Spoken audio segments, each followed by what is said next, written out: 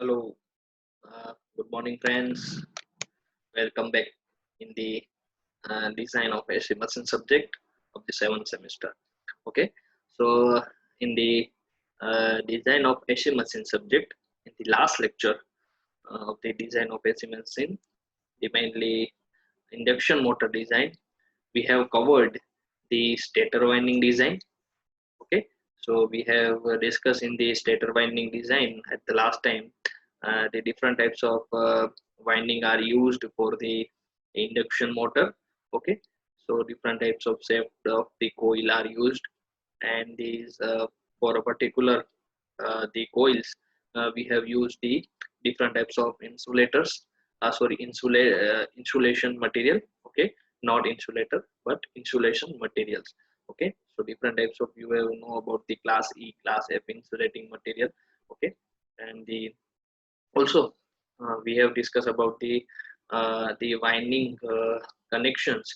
Okay, so we have talked about the in the last lecture we have talked the in the squirrel cage induction motor, mainly the stator, or we can say the stator winding are designed for the delta connection, because we have used the star delta connection or star delta starters. Okay, so for the star delta starter, mainly induction motor in the starting condition operated by the star connection, and the mainly in the running time. Okay, so in the running time the motor are connected in the delta connection, so we have preferred the stator winding or the delta connection. And in the slip ring induction motor, we can say we have used the for both connection. You have applied the star or as well as a delta connection. Okay, so these all things are covered in the last lecture, and also we have one formula are completed in the last lecture, and this formula is the turn per phase formula. So turns per phase formula, in the turns per phase formula we have discussed the uh, first magnetic loading formula. The magnetic loading BAV is equal to P phi upon pi dl, and the using the BAV value we have calculated the flux. Okay, so from the finding the flux, we have also calculated the stator voltage per phase. So ES is equal to 4.44 F phi m TS and KWS. So uh, uh, ES is the stator, or we can say stator voltage per phase.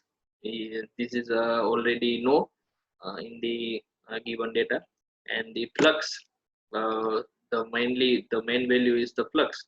These flux are given from the magnetic loading formula, and so we have calculated the TS. So TS is equal to ES by 4.44 F phi m upon KWS.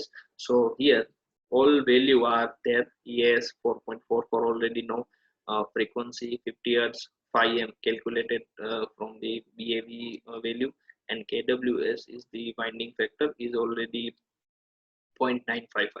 Okay, so using uh, these all value we have find the turns per phase formula. Okay, so these all things are covered in the last lecture. So now next we have go forward the uh, uh, one theory are there, stator conductors. Okay, this all the हम जितना भी मान लो कि जितनी भी theory हम कर रहे हैं, वो सब थियरी और वी कैन से कि जितना भी हम एक फॉर्मूला कर रहे हैं वो सब हमको एग्जाम्पल के अंदर काम आने वाले हैं.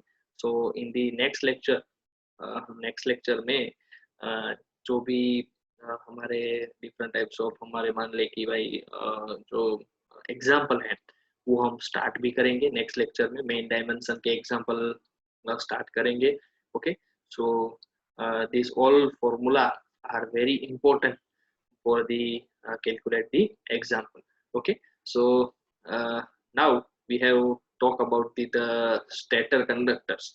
Okay, so in the induction motor we have know about uh, in the stator side we have wound the three phase winding. Okay, so in the stator conductors जो हम वाइंडिंग माउंट करते हैं उसका हमको मान लो कि कोई हमको पूछे कि भाई स्टेटर के कंडक्टर्स का एरिया कितना होगा, पर्टिकुलर एक कंडक्टर का कितना डायामीटर होगा, वो कैसे मिलेगा।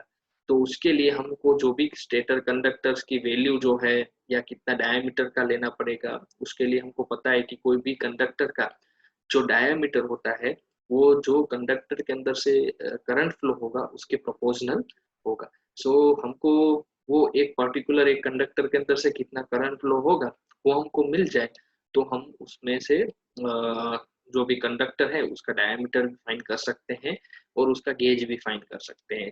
सो स्टेटर कंडक्टर के अंदर करंट फाइंड करने के लिए डायरेक्टली हम उसको एक हमको डायरेक्टली हम करंट फाइंड नहीं कर सकते। उसके लिए फर्स्ट हमको करंट डेंसिटी जो है वो हमको पहले एक मान लो कि एक लेनी पड़ेगी, हमको अज्यूम करनी पड़ेगी कि इतनी करंट डेंसिटी होगी। सो करंट डेंसिटी हमारे पास होती है और मान लो कि हमने करंट फाइंड कर लिया, तो करंट फाइंड कर ले और करंट डेंसिटी फाइंड कर ले तो उसमें से हमको एरिया ऑफ द कंडक्टर मिल सकता है। So the first, the current density in the stator winding is usually between 3 to 5 ampere per mm square. तो स्टेटर के वाइंडिंग के अंदर 3 फेज इंडक्शन मोटर होती है, उसके अंदर जो करंट डेंसिटी हम जो अज्यूम करते हैं या डिजाइन करते हैं तो वो always 3 to 5 ampere per mm square जो हो उसकी करंट डेंसिटी की वैल्यू हम सिलेक्ट करते हैं। आपको भी पता है कि हम ज्यादा बहुत करंट डेंसिटी की वैल्यू सिलेक्ट भी नहीं कर सकते हैं क्योंकि उसके कारण हमारे जो कॉपर लॉसेस हैं वो बढ़ सकते हैं। ओके, कंडक्टर जो है वो भी बढ़ा ले सकते हैं। सो क्या है कि करंट वैल्यू करंट की डेंसिटी जो है हम ऐसे सिलेक्ट करते हैं जिसके कारण हमारी डिजाइन डिजाइन जो है हम जो कर रहे हैं मोटर की वो हमको जैसी करनी हो हम कर पाए।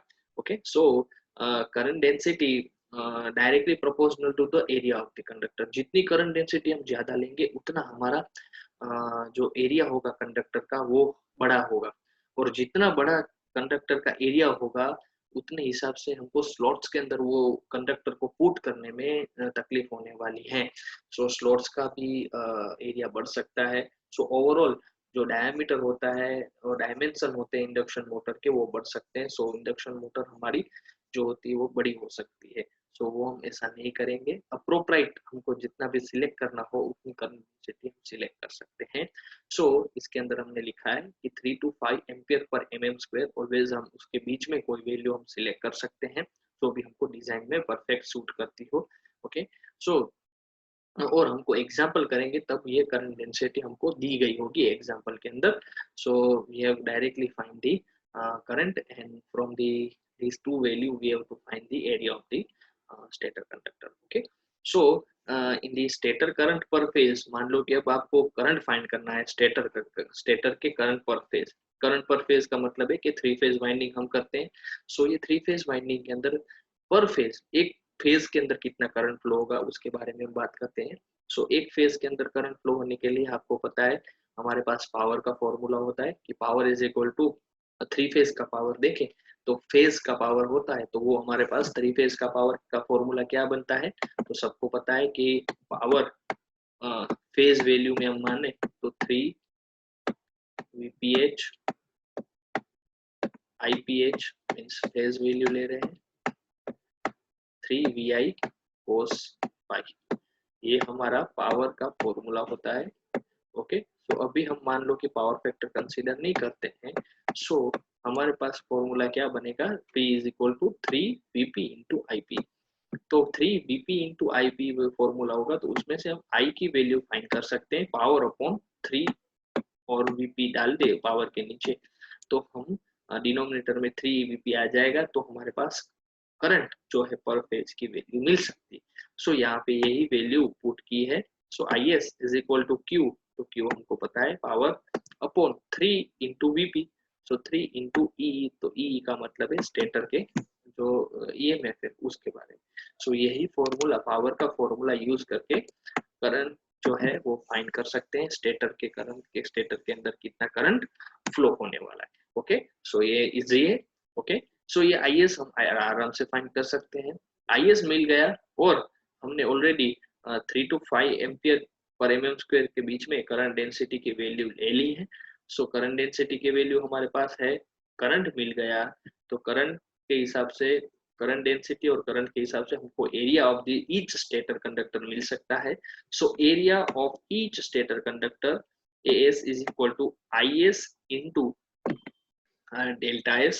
So IS is equal to current in the stator winding or stator conductor, and delta S is the stator winding current density. Okay, so area is equal to IS into delta S. So उसकी value area के formula जो area है stator conductor को directly हमको मिल सकता है। Okay, so simple है, stator conductor का एरिया फाइंड करने के लिए कैसे स्टेप करेंगे।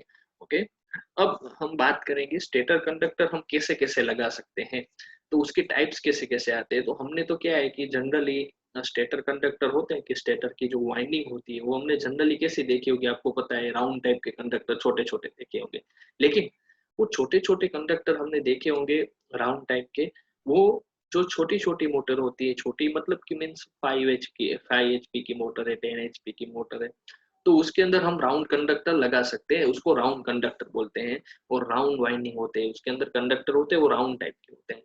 लेकिन जितनी हमारी मोटर जो होती है वो बड़ी होती जाती है, ओके, मीन्स हमारा मोटर का रेटिंग जितना बड़ा होता जाता है उस, तो वो पर्टिकुलर राउंड जो कंडक्टर हम यूज करते हैं वो हम बड़ी मोटर जितना डिजाइन करेंगे तो राउंड कंडक्टर हमको अप्रोप्राइट नहीं होंगे फॉर द डिजाइन, अच्छी डिजाइन के लिए। इसलिए क्योंकि आपको भी पता है कि बड़ी मोटर होने वाली मीन्स बड़े रेटिंग की मोटर होने वाली है, तो जो भी इंडक्शन मोटर हम ले उसमें बड़ी जितनी इंडक्शन मोटर ज्यादा रेटिंग वाली इंडक्शन मोटर लेंगे तो उसके अंदर आपको भी पता है उसका करंट की वैल्यू भी ज्यादा होगी। जितनी छोटी मोटर उतना वो करंट का रेटिंग जो होता है वो भी छोटा होता है। बड़ी जितनी मोटर, जितनी हाई रेटिंग की मोटर, तो उसमें भी वैल्यू ऑफ द करंट जो होती है वो इंक्रीज होती रहती है। So value of the current are increases, or we can say कि value of the current are directly proportional to the rating of the motor.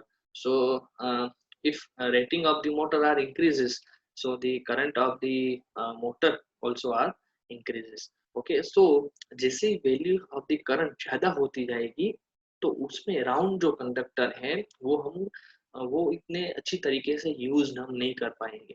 इसलिए बड़ी बड़ी जितने भी मोटर होती है, ज्यादा रेटिंग की मोटर होती है, उसके अंदर बार और स्ट्रिप कंडक्टर यूज करते हैं। स्ट्रिप कंडक्टर होता है कि वो मान लो कि वो जो राउंड कंडक्टर है उसके ऊपर से मैं प्रेस करूँ तो वो क्या हो जाएगा, ऐसे स्ट्रिप हो जाएगा, फ्लैट हो जाएगा। सो वो वन टाइप ऑफ हम ऐसे कंडक्टर स्टेटर वाइंडिंग के अंदर बड़े मोटर जो होती है, बहुत बड़ी मोटर होती है, उसके अंदर हम यूज करते हैं।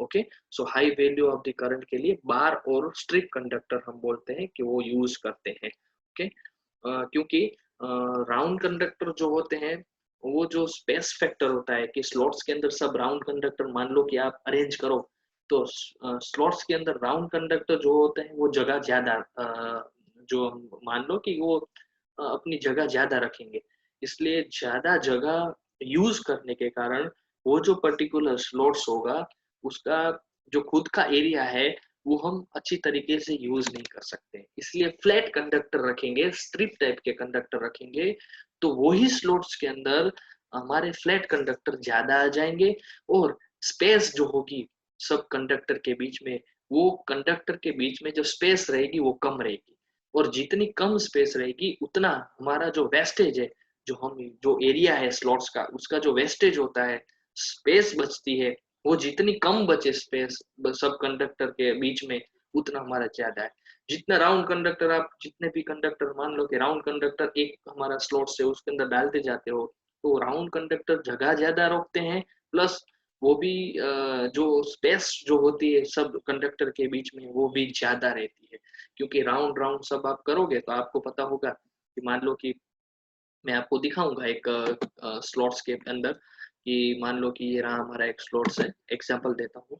देखो ये हमारा एक मान लो कि स्लॉट्स है। ओके, सो ये आपको स्लॉट्स यहाँ पे दिख रहा है। ओके, तो ये स्लॉट्स है, इसके अंदर मैं राउंड कंडक्टर लगाऊं, तो राउंड कंडक्टर लगाऊंगा तो वो क्या है कि एक दूसरे के बीच में स्पेस जो होगी वो ज्यादा रहेगी, और सब जितना भी एरिया है वो सबका यूटिलाइजेशन नहीं हो पाएगा।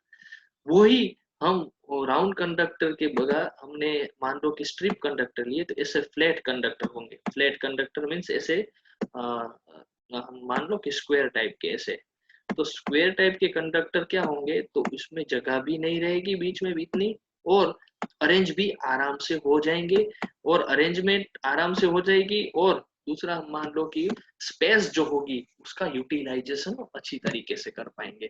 सो अच्छी तरीके से यूटिलाइजेशन करने का हमको जो है बड़ी मोटर हम होती है तो उसके अंदर अच्छी स्पेस फैक्टर रखना हो, अच्छा हमको मान लो कि स्लॉट्स का यूज अच्छा करना हो, तो उसके लिए हम स्ट्रिप कंडक्टर यूज करते हैं।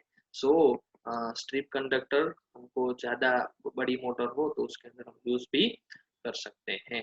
ओके, सो ये हमारा टॉपिक था कि भाई स्टेटर कंडक्टर कैसे हम फाइंड भी कर सकते हैं कि उसका एरिया क्या होगा, और कैसे कैसे कंडक्टर हम यूज करते हैं। ओके, सो ये हमारा फॉर्मूला था। दूसरा, मान लो कि आपको स्टेटर करंट पर फेज और दूसरी तरीके से फाइंड करना है, तो ये भी वैल्यू आपको पास है। इंडक्शन मोटर के अंदर स्टेटर करंट फाइंड करना है तो ये केवीए इंटू 1000 वो हमारा पावर का फॉर्मूला है। P is equal to 3VI, वही फॉर्मूला है, दूसरा कोई भी फॉर्मूला नहीं है। देख लो, power is equal to 3ES into IS, तो ये तो फॉर्मूला आपको पता है। तो 3 इंटू IS इंटू ES, तो ये हमारा फॉर्मूला है इंडक्शन मोटर के अंदर। तो पावर का फॉर्मूला एक दूसरी तरीके से बताया गया है, उसमें कोई चेंज नहीं। ओके, सो ये हमारा स्टेटर कंडक्टर का एक थियरी था।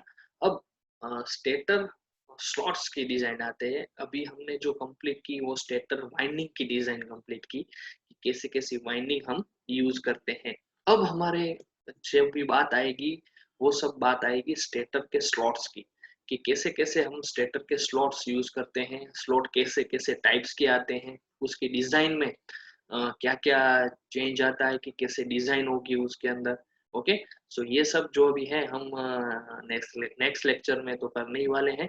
ओके, स्टेटर स्लॉट्स की डिजाइन, तो नेक्स्ट लेक्चर में हम स्टेटर स्लॉट्स की डिजाइन के ऊपर बात करेंगे कि कैसे डिजाइन होती है उसकी, और उसमें कौन कौन से टाइप्स होते हैं। ओके, सो आज के लेक्चर के अंदर हम इतना रखते हैं। ओके, लेकिन थोड़ा ब्रीफ जो है स्टेटर स्लॉट के शेप जो होते हैं उसके बारे में हम बात कर ले, बाद में ये लेक्चर खत्म करेंगे। Shape of the stator slots, तो shape of the stator slots के अंदर आपको दिख रहा है कि मेनली दो टाइप्स के स्लॉट्स यूज होते हैं स्टेटर स्लॉट्स के अंदर। एक होता है सेमी एनक्लोज्ड और दूसरा होता है open slots. Semi enclosed slot किसको बोलेंगे, कि जहां से हम एंटर करते हैं वाइंडिंग को, कंडक्टर को जहां से हम एंटर करेंगे, तो वहां पे एंटर करने में जहाँ पे एरिया बहुत कम होता है और अंदर हमारा एरिया जो होता है वो ज्यादा हो जाता है, तो उसको हमको सेमी एनक्लोज स्लॉट्स बोलते हैं। कि जिसके अंदर आपको पता है कि भाई यहाँ से हम कंडक्टर डालेंगे तो ये कंडक्टर को जाने में तकलीफ होगी, लेकिन अंदर जाके उसको स्पेस ज्यादा मिल जाएगी, और तो वो अरेंजमेंट भी हो जाएगा, और फिर एक बार फुल हमारा स्लॉट्स हो गया तो उसमें से कंडक्टर जो होते हैं वो बाहर नहीं निकलेंगे, तो इसको हम सेमी एनक्लोज स्लॉट्स बोलते हैं। और ये है ओपन टाइप के स्लॉट्स, आपको दिख रहा है यहाँ पे ओपन जो है जगह है स्टार्टिंग में जो एंटर करने का वो ज्यादा है। सो आराम से हम कोई भी स्लॉट्स होते हैं उसके अंदर वाइंडिंग और कोई भी कंडक्टर आराम से पुट कर सकते हैं। ओके, सो ये हमारा ओपन टाइप का स्लॉट्स है, उसके अंदर बहुत सारे फैक्टर होते हैं कि उसके अंदर लीकेज रिएक्टेंस क्या होगा वगैरह, दूसरे बहुत सारे फैक्टर अफेक्ट करते हैं। सो नेक्स्ट लेक्चर में उसके बारे में हम देखेंगे।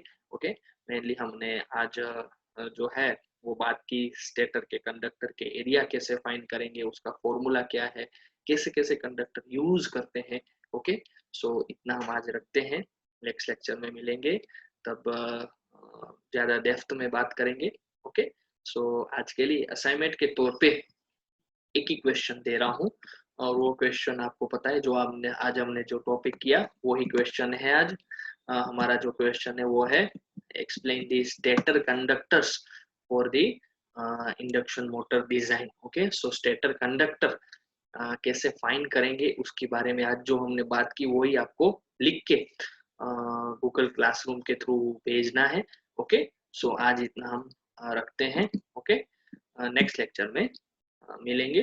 Okay, so happy learning, have a good day and bye.